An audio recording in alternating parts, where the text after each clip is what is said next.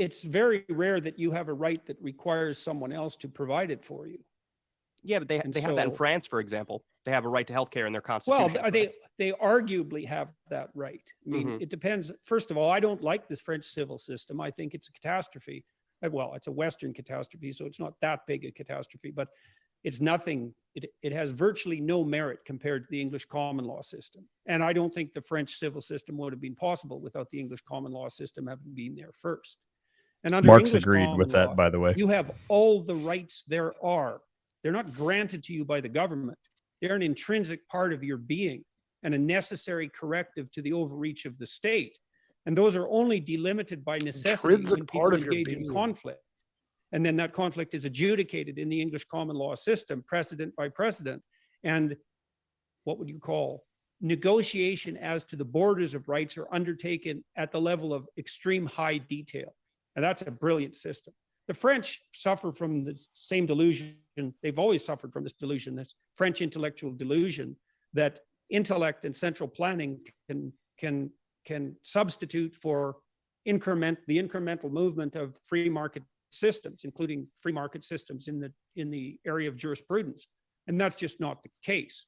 And the idea that you have a right to healthcare is like, well, who's going to provide it?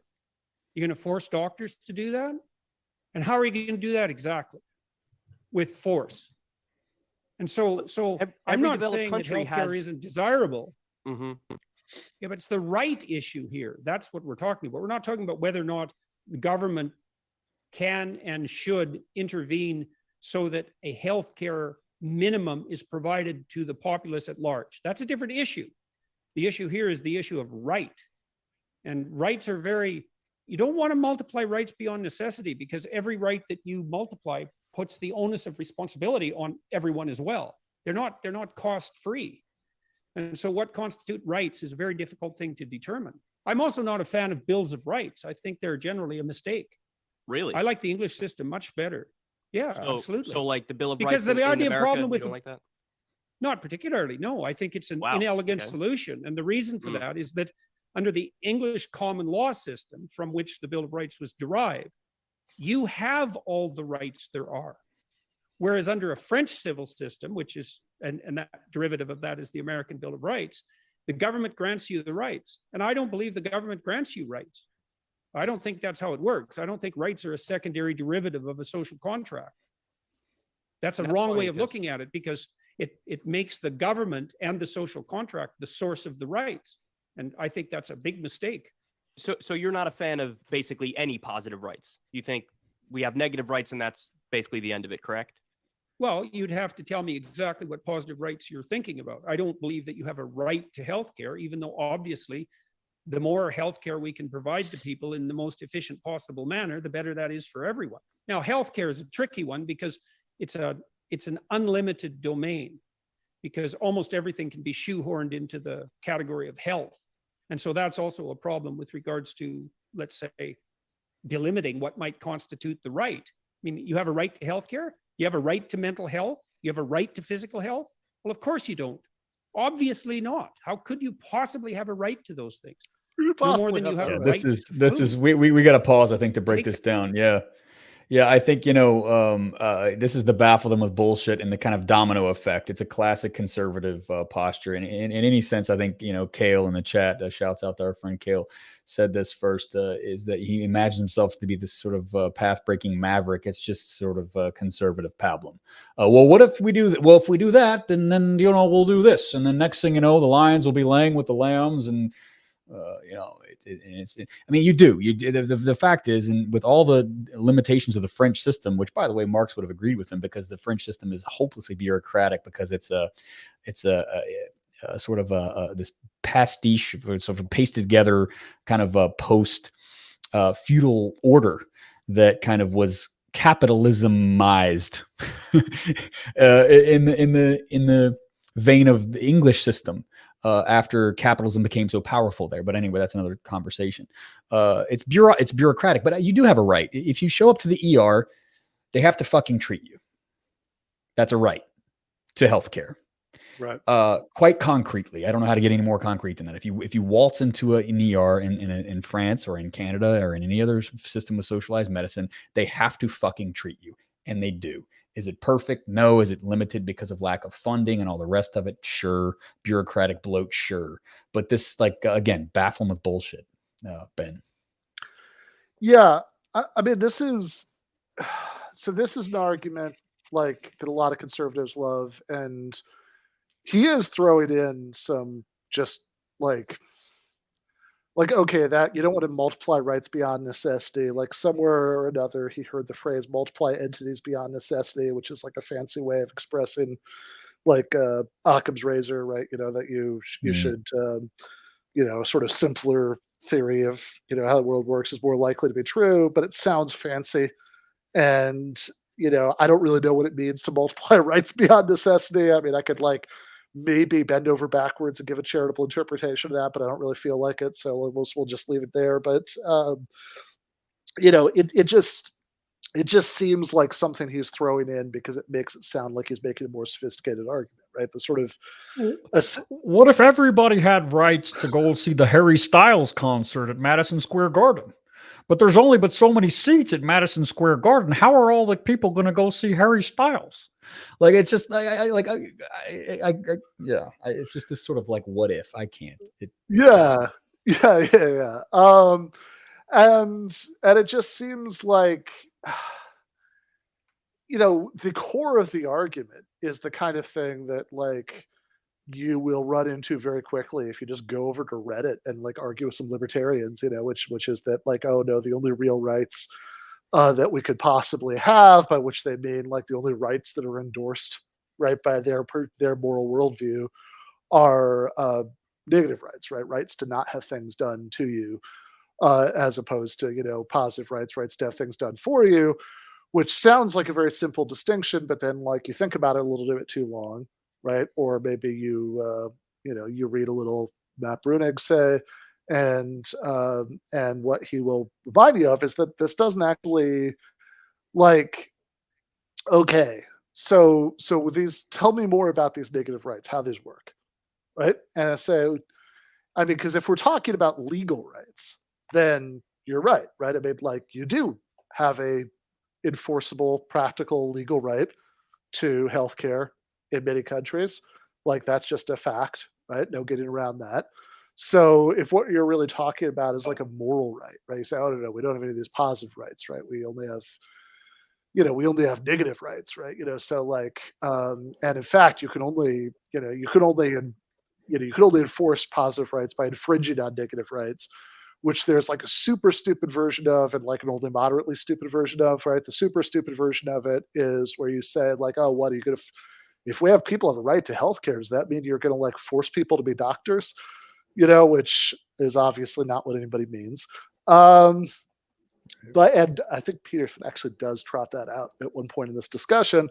But then the sort of, what I'm maybe harshly calling the only moderately stupid version of it is where you say, well, I have this negative right to like all of the pre-tax income in my bank account, and you're violating that, by saying that there's this right, to healthcare. So, well, I mean, okay, but look, if we're going to argue about morality here, the issue in dispute is surely whether the person who needs healthcare has a right to those resources, or you do, right? And you can say, well, I mean, and what kind of, you're saying you have this right. Well, what kind of right are we talking about? Like, it's certainly not a legal right, because like if we're talking about legal rights, then you do not, in fact, have a legal right to whatever you owe to the Internal Revenue Service or the equivalent in your society. So you're saying you have a moral right to it, but like, okay, but then that's just the issue in dispute, right? I mean, like that's like, you're just making a circular argument, because the thing that we're arguing about is who should have the money, right? Should should this money be in your bank account, or should it be? I got to do the nerd shit. I got to do the nerd shit here. And there's a mic drop in one of the chapters of Capital, I believe. It's been years. But the mic drop at the end of the chapter is between equal rights, force decides. Yeah. It's the last sentence, if not one of the last sentences in one of those chapters. Between equal rights, force decides. So even if we do have these sort of equal negative rights that are bestowed not by states, but by God himself or whomever Peterson sort of, believes it to be, intrinsic part of your being, which I don't know what study would ever fucking, back that up. Anyway.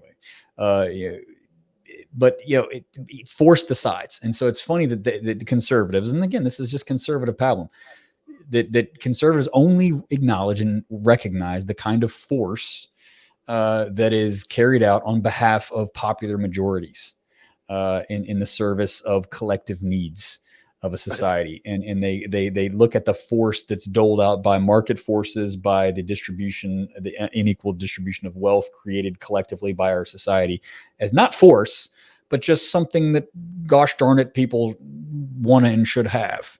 And so that's it. We're naturalizing the collective production and yet a private appropriation of wealth in the society. And capitalism, if we're sort of sorry that we're getting to the punchline so late in the game here, but capitalism is a system where we produce things collectively. We need all of our labor in order to have this society. And yet the vast majority of it is privately appropriated, i.e. stolen. If you sort of buy the heart of, or even a sort of wishy-washy version of Marx's labor theory of value. Yeah.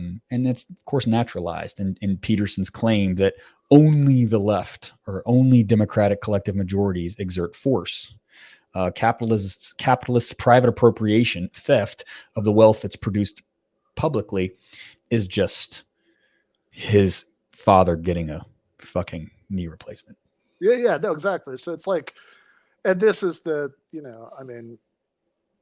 made the less classy reference than Capital to like some essay that Matt Bruning put on his blog, like in 2017 or something. But the thing about the non-aggression principle, but I think the core of the point is the same here, right? You're just saying because anytime you make one of these arguments about forcing people to do things, that you're coercing them, whatever, it's like, well, that's when we're talking about disputes about property, right? Like who should get to control what resources, then all of this stuff about force and violence and coercion is always a red herring because there's no non-force option, right? It's not like all of, sure, like a letter from the IRS saying, you owe us back taxes. There's an implicit threat of coercion there, but, maybe explicit depending on how the letter's worded.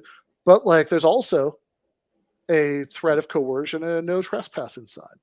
That it's all force, right? I mean that this look, I mean, yeah, if you're if you work in a factory and you decide to just some of the stuff that you're making at the factory, you decide to just take some home with you one day, right? See what happens, right? There's going to be some force that's going to be applied to you, and of course, what they say is that doesn't count. But the reason that they say it doesn't count is it's the kind of force that they approve of. It's the kind of force that their theory says is okay. It's fine. But now we're having an argument about which kinds of force are okay, not about force or no force. Right. That's exactly right. I mean, and the capitalist mode of production requires these kind of liberal democratic democracies, quote unquote, bourgeois democratic democracies that naturalize the property relations of capitalist production, which is that you go to work, you sell your labor power, you're producing things. Public, production is absolutely required to pull this fucking thing off, and yet the vast majority of the goods of your produce are privately appropriated by the tippy top owning class. And what does the capitalist, liberal, democratic, bourgeois capitalist society call that? They call that record profits. Yeah. They call that. Hey, let me do my best Rick Wolf impression. You know what they call that? They call that record profits. He's got this very Richard Wolf has this amazing delivery, but they do. It's record profits. The economy is booming, and yet the working class is getting less and less of what's being produced. It's true, and that's naturalized. And this is again, we're getting to it. I'm glad we're coming full circle here. This is why political economy is so fucking critical, and you don't have to quote Marx chapter and verse to understand that the capitalist mode of production requires a political system that naturalizes the theft in a lot of ways, the unequal distribution of the publicly produced wealth that exists. Now, what you do with that is a heated, very difficult, very complicated debate. How do you rectify that situation? And that's something that I think the left has not wrestled with enough. But the starting point is that you're naturalizing something that is absolutely grounded in its own type of very extremely violent force. I mean, to say nothing. Starving to death and dying in a gutter is one of the most awful things that even a lot of sort of like, say, Roman slave societies would have sort of been appalled at. There's no responsibility for anyone in this world. You're fucking alone, man, in a way that, in a contradictory way, a lot of societies that are sort of on the face of it worse would be appalled at. Now, they could also, kill their slaves on a whim. So, and I don't mean the American slave society. I'm not conflating. We're not talking about chattel slavery here. Greco-Roman slavery was more complicated, legally and economically. But also, don't come at me on that. Not good. Yes. So that was a extremely evil and much worse in some ways. But this is, in certain respects, a relatively historically unique thing. This thing that, like, I was just reading Matt Sitman's first column in the Gawker, where he quotes this at the beginning, that Margaret Thatcher thing about there is no such thing as society, right? Which is making it explicit, right? That's like we live in a society. No, we don't, right? You're on your own. And I should say that the sort of African slave trade, chattel slavery as we know it, was so much worse because it was driven by the rapacious nature of capitalist accumulation in other parts of the world, right? And so, anyway, there's a lot of discussion to be had about that. Anyway. Yeah, no, absolutely. Historical specificity is just, it's everything, and it'll drive you crazy, and it'll have you talking in circles, but it's so crucial.